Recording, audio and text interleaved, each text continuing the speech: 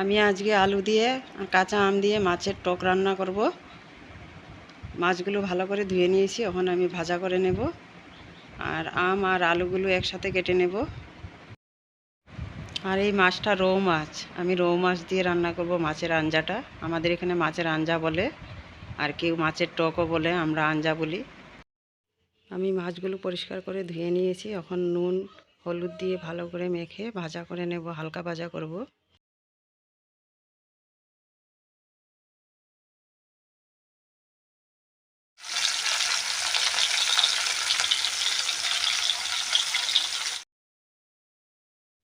মাছের জন্য আমগুলো কেটে নিয়েছি, এভাবে আমগুলো কেটে নিয়েছি। মাছগুলো সব ভাজা হয়ে গেছে, তরকারিটা বসিয়ে দেব। আমি সোমবারে পাঁচফোড়ন দেব মাছের আঞ্জা রান্না করার জন্য, বা মাছের টক বলা হয়। আর কাঁচা লঙ্কা দেব। এখন আমি একসাথে আলুগুলোও দিয়ে দেব। আলুটা আমি এইভাবে লম্বা করে কেটে নিয়েছি। আলুটা ভালো করে কষিয়ে নিয়েছি, এখন আমি এখানে আমগুলোও দিয়ে দেব। এখন আমের সাথে আলুর সাথে একসাথে ভাজা করে নেব ভালো করে।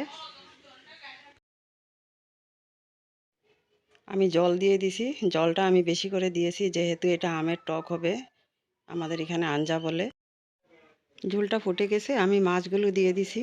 আর এই মাছের ঝোলটাতে মানে মাছের আঞ্জাতে আমি হলুদ গুঁড়ো আর নুন দিয়েছি, অন্য মশলা দেইনি। আর এটার সাথে বেশি মশলা খাটে না, আর ঝালটা বেশি করে দিই। আর আমার দেশের বন্ধু, দেশের বাইরের বন্ধু সবাইকে আমার অনেক অনেক ভালোবাসা। আর যদি আমার ভিডিওগুলো তোমাদের ভালো লাগে, আমার চ্যানেলটা সাবস্ক্রাইব করে বেল আইকনটা প্রেস করে। হয়ে গেছে মাছের আঞ্জা, মানে মাছের ঝাল টক। আমি ঝালটা বেশি করে দিয়েছি, এটার সাথে ঝালটা বেশি